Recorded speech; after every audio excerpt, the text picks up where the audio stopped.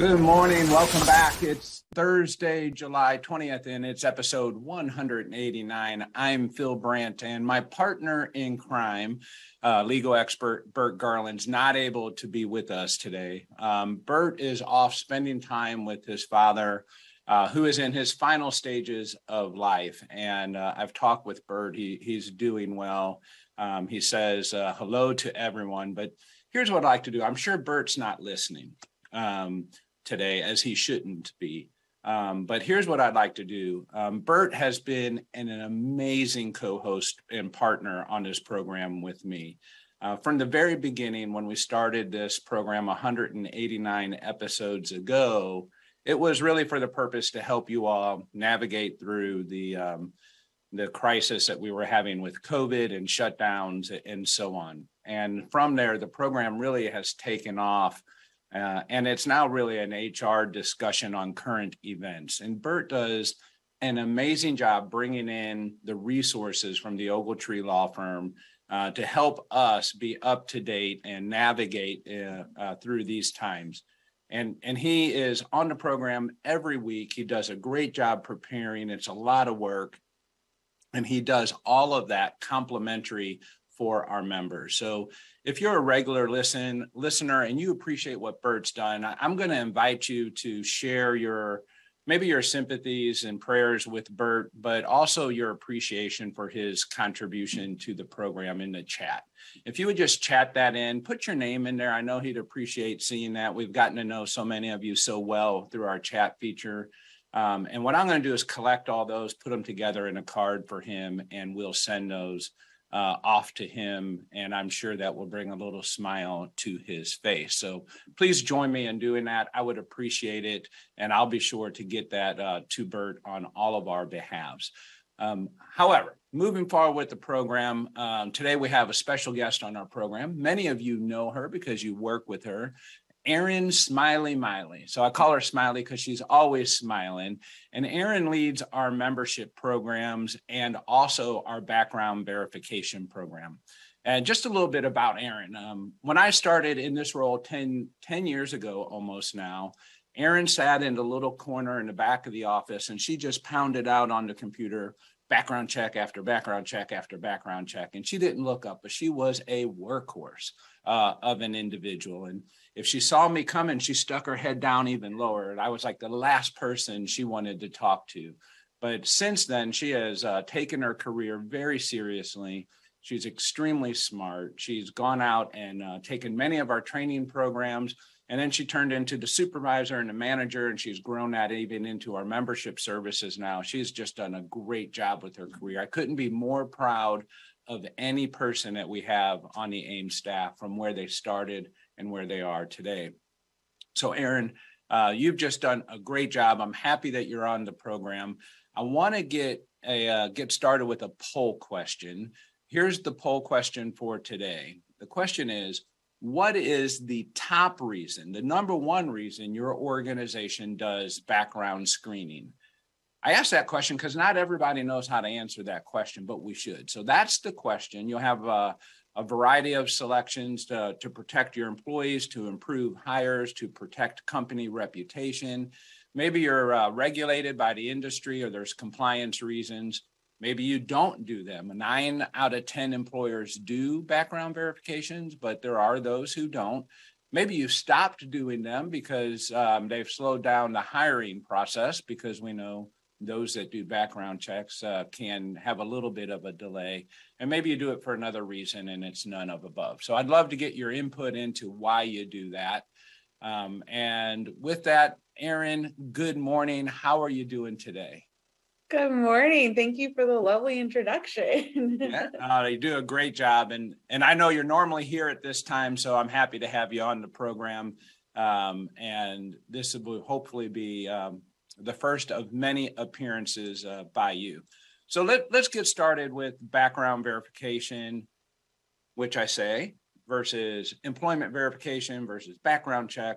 We use these words interchangeably. We often mean the same thing, but they all mean something different. Just start with the warm-up, the difference between the background verification or reference checking and background checks. Yeah, so background and reference are used in the same kind of terminology across the board. You'll hear a company call their information reference screenings or background screenings. It really comes in two portions. You have your criminal portion, and then you have your verification portion of like credentialing. So that'll be your educations, your employment history, your professional licenses. Even sometimes your driving records will fall under credentialing, versus your criminal background, which is your state criminal record check or your federal or a database search. So there's really two sides of the coin, but they use reference and background interchangeably for the industry. Yeah, and I asked that question because a lot of people say the words, we kind of know what they mean, but when they're talking to someone on the staff or in another firm, those words kind of become very important. And while most employers will definitely do a criminal record search, and that's what most people mean by it, not all folks look for reference searches, which is a whole nother process. But as we focus most of our discussion today on the criminal record search, let's just talk about the scope of a program. How and why is that important? Maybe you can get us started with that. Yeah, so really it comes down to, it depends. I hate to say it.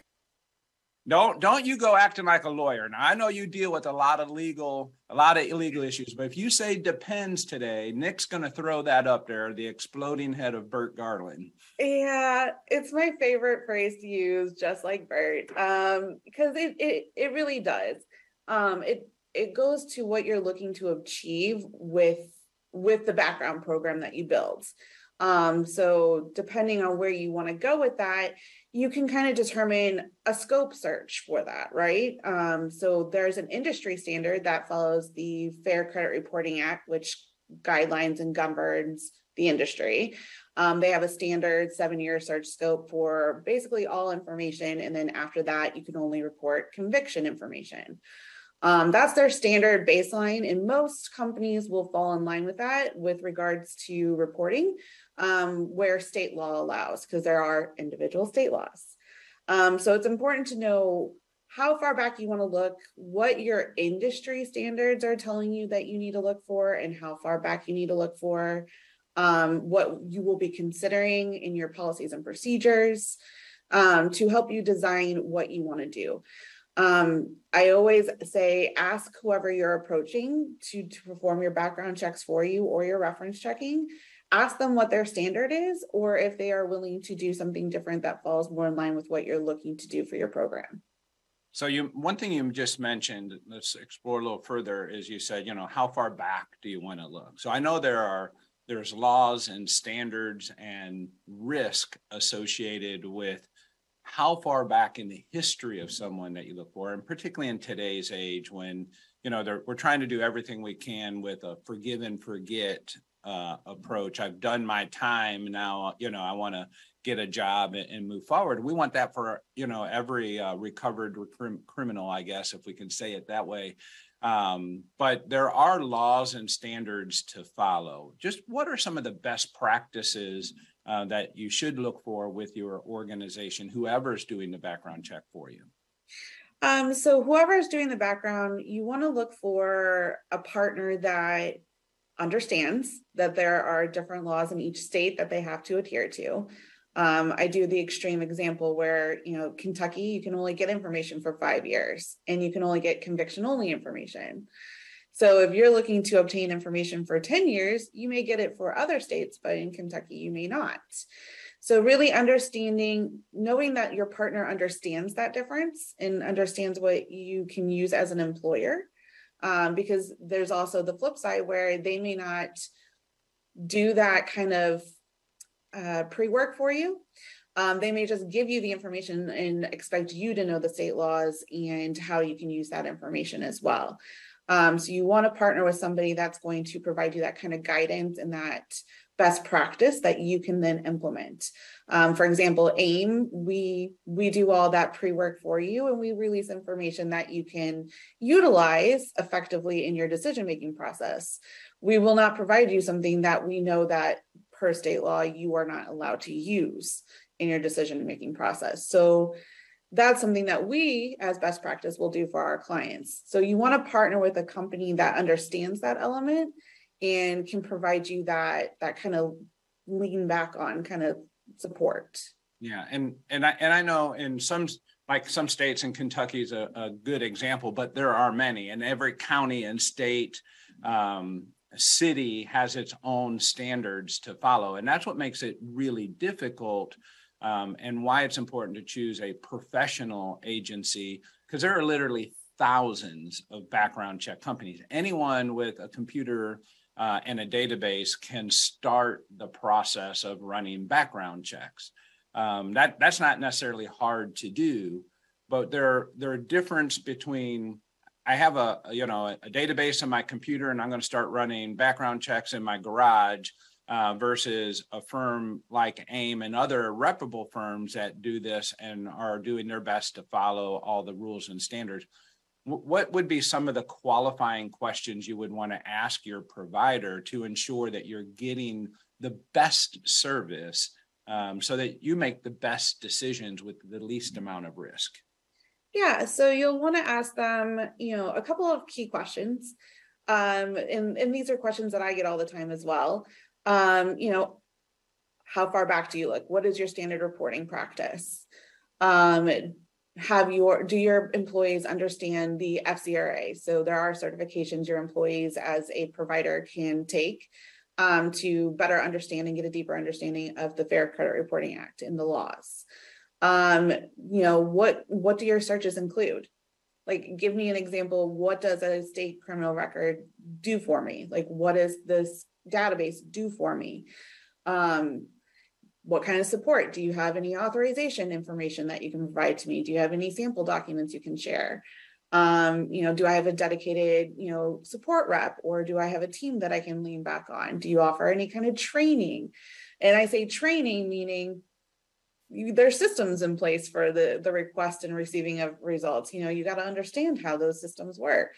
So those are just kind of the baseline. I want to know what you have in place for that if you're going to be my partner for a background screen. And then the conversation evolves from there. Yeah. So also you want to know, and maybe you said that, I was reading some of the chats and I got distracted. Erin, you're getting a little fan base here. You look amazing today as some of our chat with a big smiley face. So I know many of our members, but you obviously have a little fan base going here. Did you mention if they were certified and accredited with as a professional background screening association? Well, I did not, but that's because I know that there are only about 126 companies nationwide that have gone through the rigorous process of being quote unquote accredited with our Professional Background Screening Association. So, it's a rigorous standard and practice. You have to have a lot of written policies, procedures, documentation. So not all companies tend to go through that. Because it is a high expectation of standards. We at AAIM have made that effort and we do have our accreditation. But if you aren't going with an accredited firm, those questions should be your baseline when moving forward with a provider. But you have an extra set of security if you go with a provider that is accredited.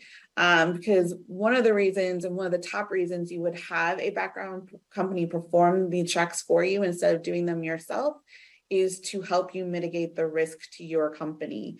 So we kind of take on some of the burden and risk doing the searches for you if something should come back and doesn't align with a dispute process, that kind of thing. We kind of take that burden off of you so that you have less risk. Yeah. So, I think that's important. I know for us as an organization, for other organizations that go through that rigor, is a lot of times you're, trying to make sure they're limiting the risk for the employer. There's a lot of risk with a background check. And I can remember the day there wasn't. You get your check back, it'd be like felony, that went in this pile, no felony went in that pile. It was just that easy. And your team has to spend a lot of time, and each team member works on becoming accredited and passing their test to be able to help provide guidance in making a decision when they have we call it a hit on their record. Talk to us about that. What would be a normal practice that you would expect every provider to support their clients with? Yeah, so, I would, as you're looking at your providers, and you've heard me mention this, I want to know what kind of support that provider is going to provide me. I mentioned training on this technology, or if the company uses technology, hopefully they do. But, I want to know that I can go through training for that. I also want to know that I'm supported in asking questions on things that I see being returned, from what does this statute mean, or what does this offense mean, or hey, I thought this was going to appear, why didn't this, or why do these dates not match on my employment verification, or why did they say they can't find this person in their employment database? Things like that. You want to be able to call into someone and speak with someone, or email someone directly and say, well, why? And the team here can help support that and help support you. We won't make the decisions for you, but we will help inform you and give you the information you need to ask the right questions of that candidate to make your decision-making process. And at the end of the day, I'm always going to say, maybe consult your employment attorney when you're not entirely sure where you should go with the conversation at that point. Yeah, and I think that is a good time when it isn't clear on what you should do or not do. That it's a good time to give Bert or your attorney a call and talk through it with them. And it is a very, very complicated maze to go through. We're all keeping our fingers crossed. It's nice and easy. We get a clear record report and it goes back. Now, when we say a clear record report, there's not just one database that all of us as criminal background checking firms can go to and get all the records. It would be nice that that's the case, but literally anyone can have a database and make it available with records in it. And not to suggest that temp agencies don't follow the most rigorous process. They have a business they're trying to run, and they do their record checks. But one good practice is to make sure that the temp agency is following the same process that the employer is, particularly if you're going to have a hiring model that includes temps to hire, right? So, hey, the way we like to bring people into our organization is we want to have you join as a temp, and after 60, 90 days, whatever that is, we'll make a decision if we want to move you to a full-time permanent employee of our business or not. And you and I have seen this more than one time where the background check for the temp agency is done one way and searching one set of criteria that may not be as rigorous as the criteria that we at AAIM have checked. And then when they go to hire the person full-time, the employer runs a background check through us, and then we show all of a sudden something different than what they learned through the temp agency. Mm-hmm. And at that point, the employer is in a really bad spot, right? They want to hire the person, they like the person, they thought the person had a background check and was clear, only to come out to find out, you know what, they probably shouldn't have been working here all along based upon the company's standard. So that's a really important piece. But why does that happen? What's happening in the background that gives disparaging or gives different information each time? So you kind of already mentioned it. No two databases are the same. It's never going to be that way. And databases inherently have a somewhat flaw, regardless across the board. Database searches rely very heavily on the data sources that are feeding into it, updating it in a timely, frequent, and correct manner. It relies on humans at some point, getting the information in there. So the temp, when you have a temp agency and you do a temp to hire kind of situation, what we end up experiencing most times here at AIM is that the temp agency is running a database that may not have the fullest and completest information available. Or they're just doing the bare minimum, because the database should never really be a standalone tool because of the timeliness of the information. I always advocate for what we call a quote unquote physical search in conjunction with a database search, just because. Now, when you say physical search, Erin, we're not lining these people up and giving them the pat down. No. No, I mean physical search in the fact that we actually go out to the court system and that county jurisdiction courts, and we'll go and access their databases on site through a court runner system that we deploy. And a lot of companies do that same kind of method, because we can't have hundreds of thousands of employees just on the ground waiting at those courts to access the information. We have a court runner program. But that's what we mean by physical search. We're actually going to the main source point and pulling that information down to deliver the most accurate and up-to-date information. And your county searches are going to give you that it happened yesterday and it was an arrest kind of information. And then it backs it out to the state, and then it backs it out to a database. That's usually the flow of information. All right, Erin, let's just take a quick pause. Nick, can you pull up the survey results? I'd like to kind of get a look at that. Maybe you can read them for me. Kind of hard for me to see on the screen. Our top few leading results are? Yes, so protect employees and customers. That is at 56.3%. Behind that is industry related or compliance. And then we have about 12.5% is improved quality of hires. And we also have protect company reputation. Okay. So those are the top four.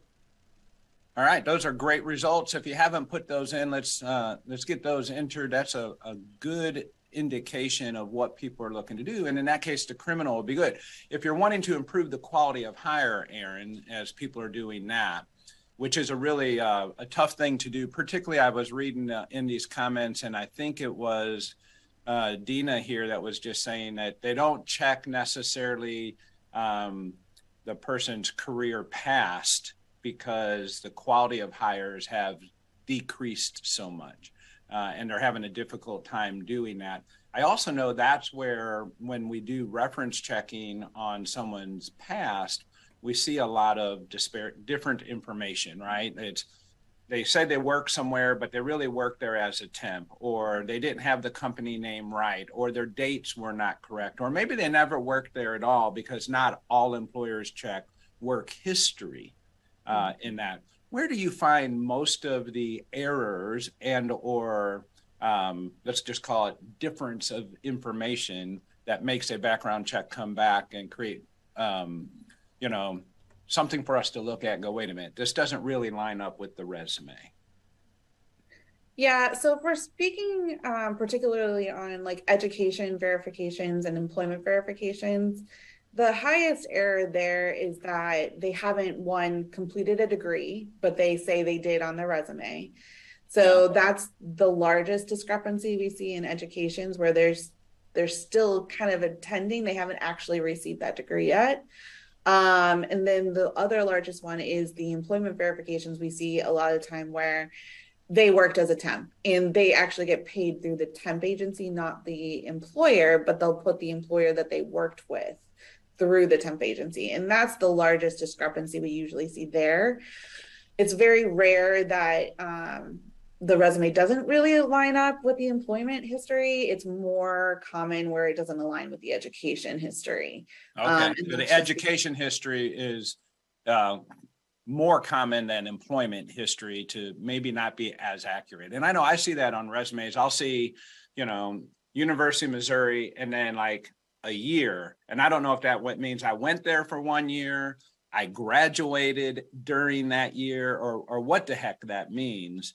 But it's carefully described or disguised, if we can say it that way, maybe to lead me astray, or maybe not, but that's what you want to know. You definitely don't want to hire someone you think who has a degree into a particular position that requires a degree, and you were misled.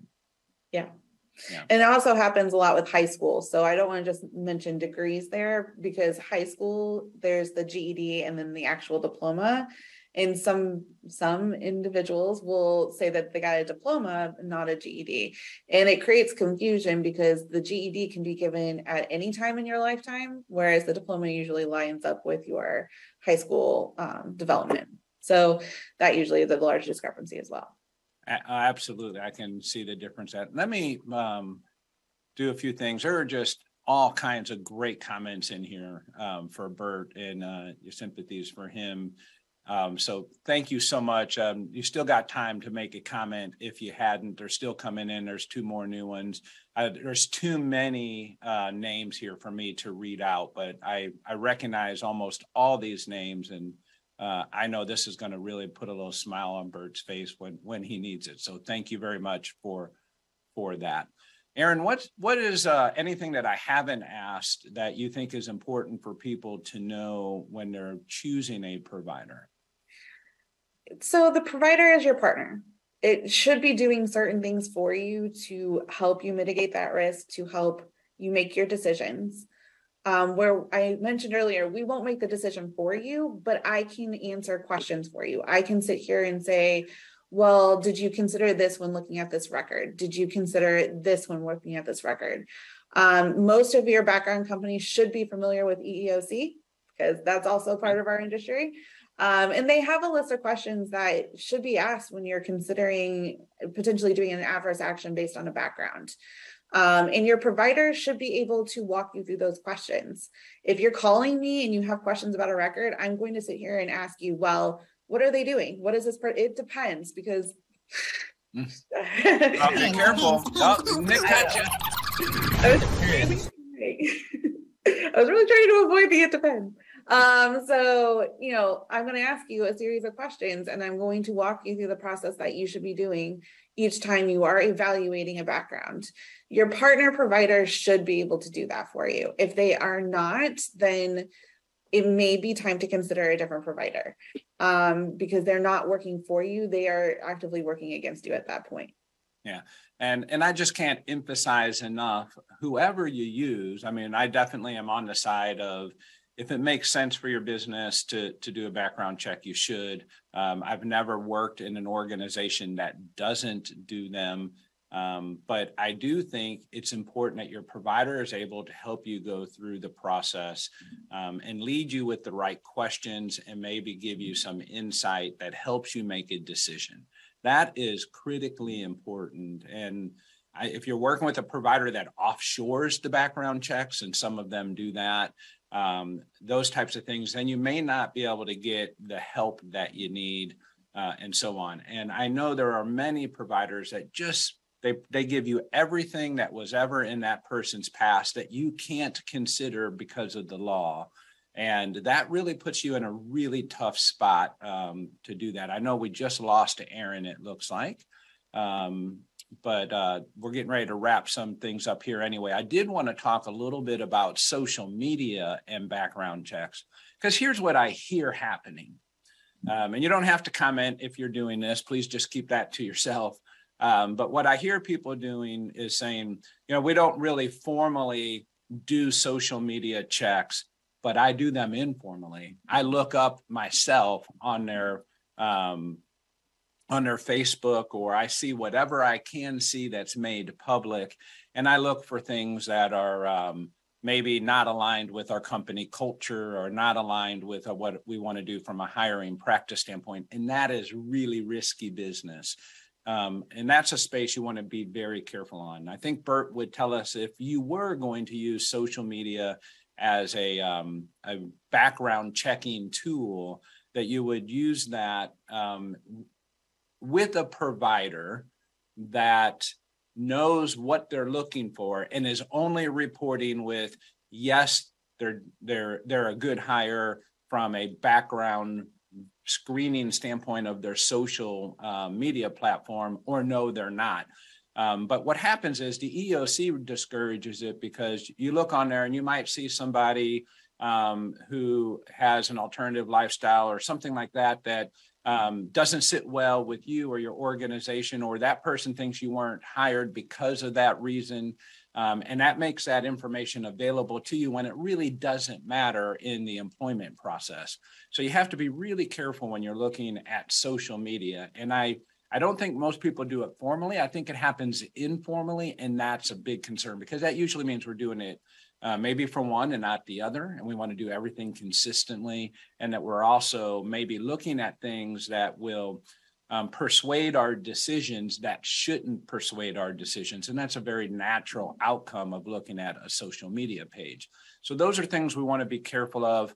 I just want to say one last time, thank you very much for sending these comments to Bert. I'm going to wrap them up real nice. Nick and I are going to get them in a card and get them over to Bert.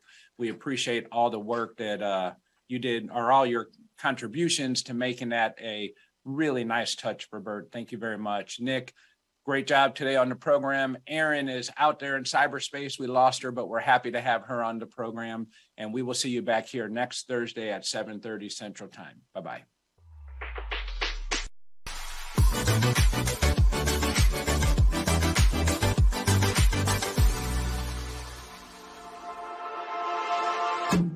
Tell your story, promote your products, communicate with your employees and customers vividly, dynamically, and powerfully. Whether it's a company video, recruitment video, online training, or live meeting, Feature Group can help you, from scripting to highly polished finished production. Whether it's live or on demand, we have the skills and equipment to wow your audience and drive your message home.